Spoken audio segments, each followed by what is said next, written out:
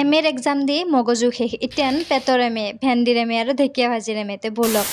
আজি হ'ল খাদ্য চিৰিজৰ ডে 2 আৰু বলক তেতিয়াহ'লে আজিৰ থালিখনত কি বনাওঁ দেখুৱাওঁ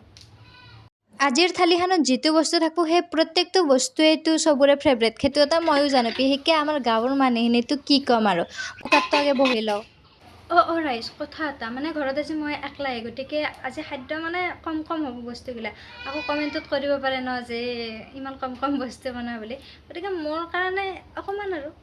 কুকাৰটো বহাই ফেলে দালিখিনি বহাই দি দিছোঁ ধুনীয়াকৈ পানী চানী দি দিলোঁ আৰু অকণমান আম আছিল মই বোলো এইখিনি খাই চব্জিখিনি কুটি লওঁ মানে কি ঢেকীয়া শাকখিনি কুটি লওঁ তো ধুনীয়াকৈ আমাৰ কাটা বচা হৈ গ'ল আৰু অকণমান কচু দিব লাগিব ৰাইজ বাৰু ধুনীয়াকৈ এতিয়া বনি ল'লোঁ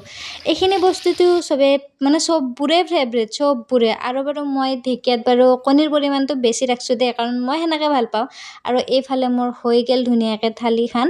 বাৰু ৰাইজ আপোনালোকক দেখি খাওঁ লাগছে নে নাই কমেণ্ট কৰি থৈ যাব দেই নেক্সট ভিডিঅ' পাবাক লাগিব ফ'ল' কৰি থৈ দিয়ক আৰু আজিৰ কাৰণে ইমানেই তো বাই